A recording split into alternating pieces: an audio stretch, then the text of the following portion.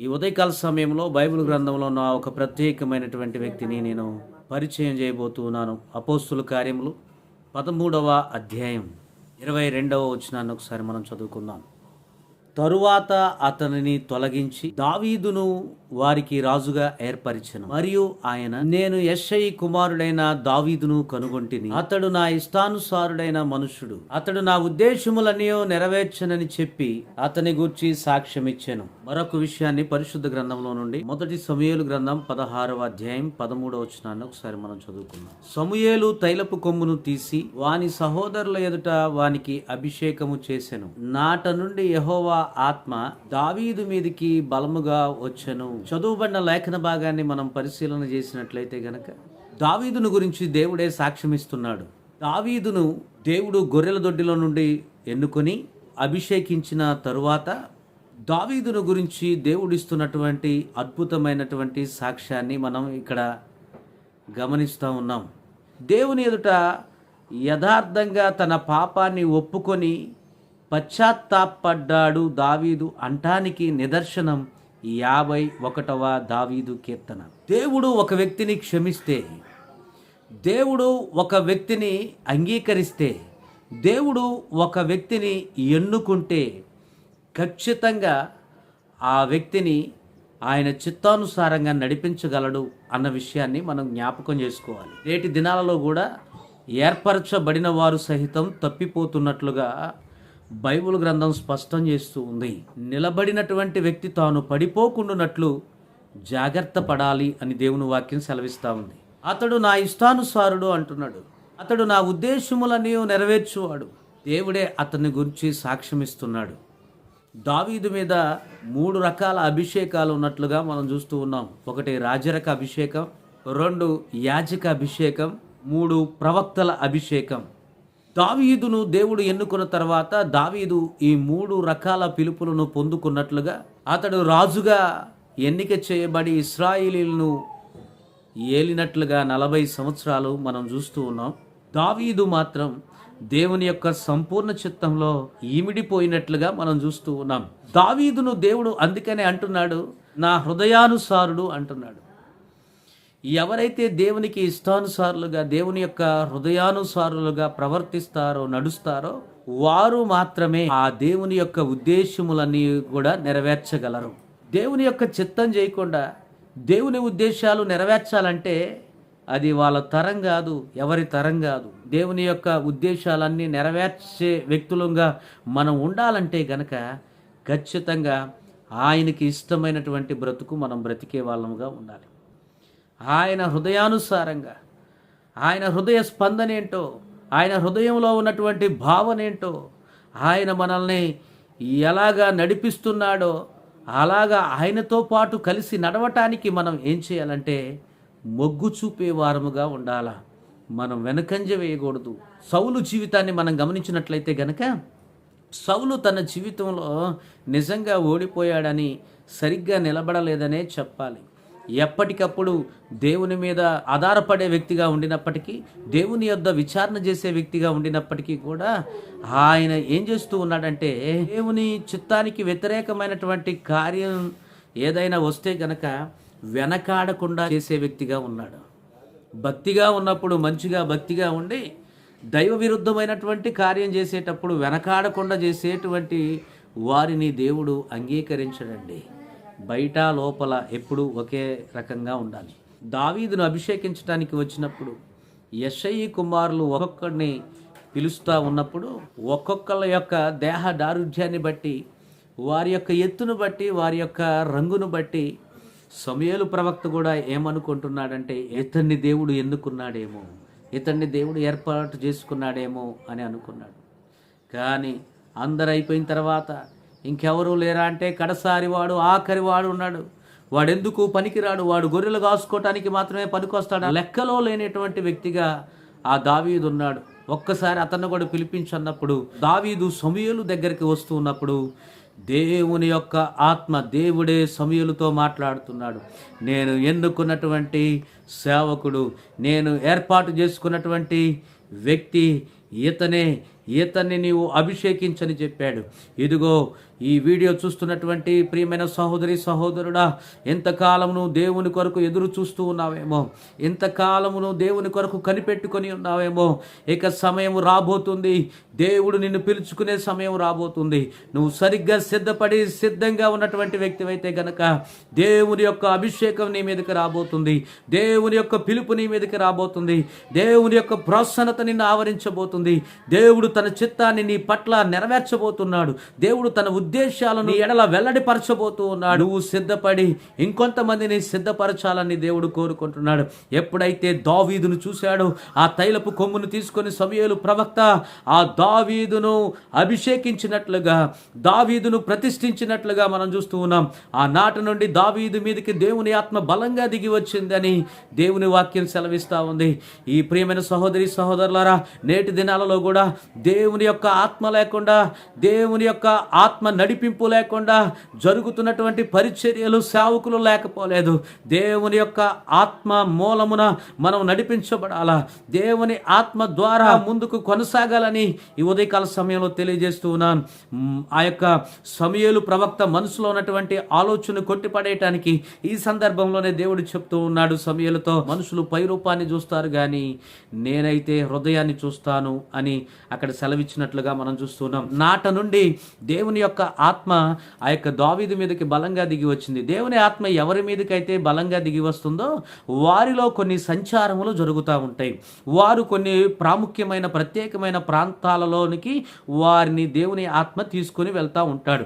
యెహెజ్కేలు ప్రవక్తను మనం గమనించినట్లయితే గనక దేవుని ఆత్మ మూలమున అతడు ఎక్కడికి తరలింపబడ్డాడు, అతని యొక్క సంచారం ఎక్కడికి వచ్చిందయ్యా అని అంటే ఆ సమాధుల దొడ్డిలోనికి వెళ్ళిపోయాడు. దేవుని యొక్క ఆత్మ సమాధుల దొడ్డిలోనికి తీసుకెళ్లి, బరియల గ్రౌండ్లోనికి తీసుకెళ్ళి నడిపించి, ఇక్కడ నువ్వు సరిగ్గా నిలబడు, నీవు నోరు బాగుగా తెరువు, నేను ఆ నోటిని నింపుతానని చెప్పి నువ్వు మాట్లాడమన్నప్పుడు ఆ యొక్క ప్రవక్త దేవుని యొక్క మాటకు లోబడి నోరు తెరిచినప్పుడు దేవుని యొక్క జీవం తన నోట ఉన్నట్లుగా, దేవుని యొక్క మాట తన నోట పెట్టబడినట్లుగా ఆ యొక్క ప్రవక్త అయినటువంటి యెహెజ్కేలు మాట్లాడుతూ ఉన్నప్పుడు ఎండిపోయినటువంటి ఎముకలు సహిత మాంసపు ముద్దలొచ్చి అతికినట్లుగా పడినట్లుగా, వారి యొక్క శరీరాలు వచ్చి పడినట్లుగా, మరలా జీవం వచ్చినట్లుగా మనం చూస్తూ ఉన్నాం. పరిశుద్ధాత్ముడు మనం ఎక్కడికి వెళ్ళాలో ఎక్కడికి వెళ్ళకూడదో కూడా ఆయన మనకు డైరెక్ట్ చేయగలడు. దావీదు జీవితంలో నుండి కొన్ని సంచారములు,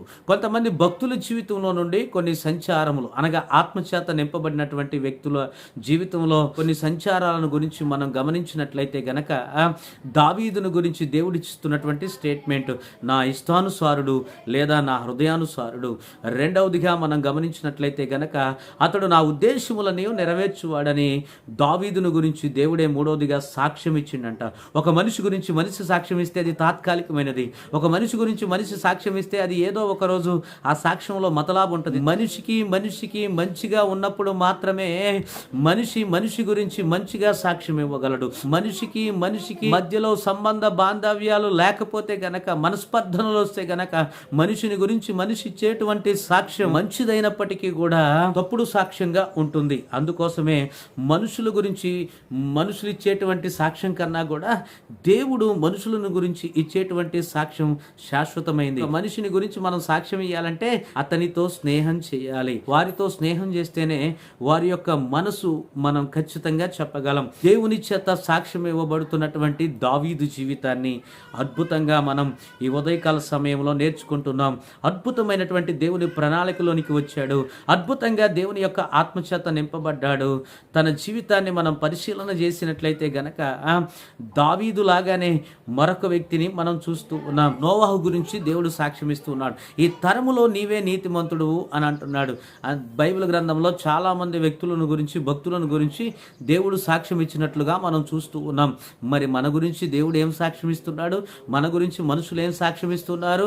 మన చుట్టుపక్కల ఉన్నటువంటి ప్రజలు ఏం ఏం సాక్ష్యం ఇస్తున్నారు, దేవుని యొక్క సాక్ష్యం మన పట్ల ఎలాగ ఉంది అనేది మనం ఒకసారి ఆలోచన చేసినట్లయితే గనక మన జీవిత విధానాన్ని, మన జీవిత స్థితిగతుల్ని మార్చుకోవటానికి ఈ సాక్ష్యాన్ని గురించినటువంటి అవగాహన మనకి ఎంతైనా అవసరమని ఈ ఉదయకాల సమయంలో నేను మీకు తెలియజేస్తూ ఉన్నాను. ప్రియమైన సహోదరి సహోదరులారా, దేవుని యొక్క ఆత్మ ఒక వ్యక్తి మీదకి వస్తే గనక ఆ వ్యక్తిలో కొన్ని సంచారములు జరుగుతాయి అని మాట్లాడుకుంటూ వస్తూ ఉన్నాం. న్యాయాధిపతుల గ్రంథం 11వ అధ్యాయం 29వ వచనాన్ని ఒకసారి మనం చదువుకుందాం. యెహోవా ఆత్మ యెఫ్తా మీదికి రాగా అతడు గిలాదులోను మనష్షేలోను సంచరించుచు, గిలాదు మిస్పేలో సంచరించుచు దావీదు మీదకి దేవుని ఆత్మ వచ్చింది. అదే రీతిగా యెహెజ్కేలు మీదకి దేవుని ఆత్మ వచ్చింది. ఇక్కడ మనం గమనించినట్లయితే గనక యెఫ్తా మీదకి దేవుని యొక్క ఆత్మ వచ్చినట్లుగా మనం చూస్తూ ఉన్నాం.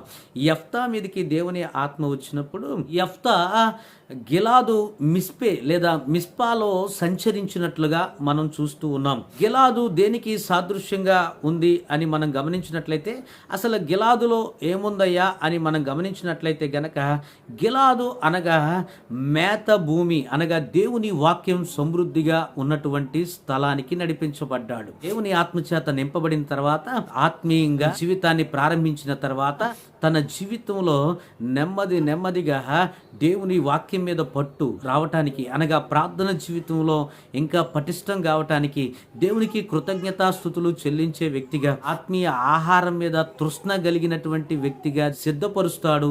ఆ యొక్క సమృద్ధి కలిగిన మేత కలిగినటువంటి స్థలానికి నడిపిస్తాడు, నేర్చుకునేటువంటి వ్యక్తిగా ఉంటాడు. యెఫ్తా గిలాదులోను మిస్పేలోను సంచరించినట్లుగా మనం చూస్తూ ఉన్నాం. మేత భూమి ఎక్కడైతే సమృద్ధిగా ఉంటుందో, మేత భూమి ఎక్కడైతే దట్టంగా ఉంటుందో అక్కడికే గుంపులుగా ఎవరు వస్తారయ్యా అంటే పశువులు వస్తాయి. శత్రువుల మధ్యలో సంచరించి యుద్ధం చేసేవాడుగా, యుద్ధానికి సన్నద్ధుడుగా అతన్ని దేవుని ఆత్మ ఎప్పుడైతే ఆవరించిందో అట్టి నైపుణ్యత అతనిలోనికి వచ్చింది. దేవునికి స్తోత్రం. అసలు గిలాదులో ఏముంది అని మనం ఆలోచన చేసినట్లయితే, ఆదికాండం 37వ అధ్యాయం 25వ వచనాన్ని ఒకసారి మనం చదువుకున్నట్లయితే గనక, ఆరు భోజనము చేయ కూర్చుండి కన్నులెత్తి చూడగా ఐగుప్తునకు తీసుకొని పోవుటకు గుగ్గిలము మస్తకియు బోలమును మోయిచున్న ఒంటెలతో ఇస్మాయిలీలైన మార్గస్థులు గిలాదు నుండి చుండిరి అని దేవుని వాక్యం సెలవిస్తా ఉంది. చూడండి, ఇక్కడ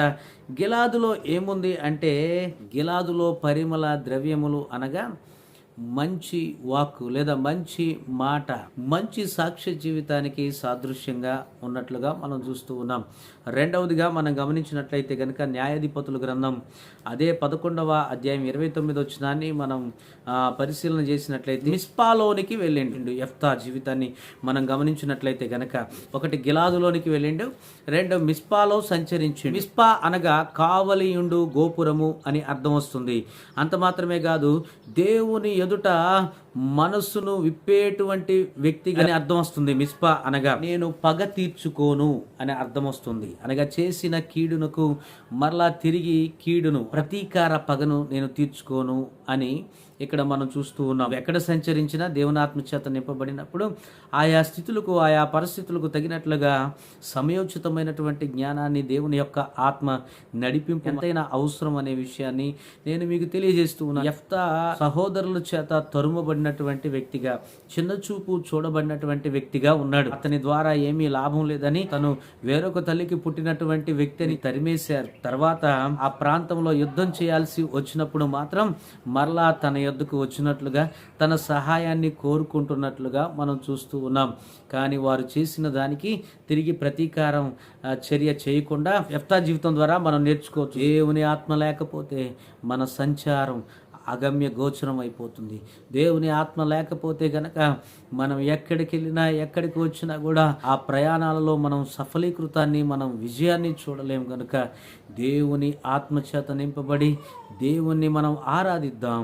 దేవుని ఆత్మచేత నింపబడినటువంటి వ్యక్తులుగా మనం దేవుని చేత ఎన్నిక చేయబడి దేవుని చేత మనం సాక్ష్యం పొందుదాం. దేవునికి ఇష్టానుసారమైనటువంటి వ్యక్తులుగా ఉందాం. దేవుని యొక్క ఉద్దేశములన్నీ కూడా నెరవేర్చే వ్యక్తులుగా ఉందాం.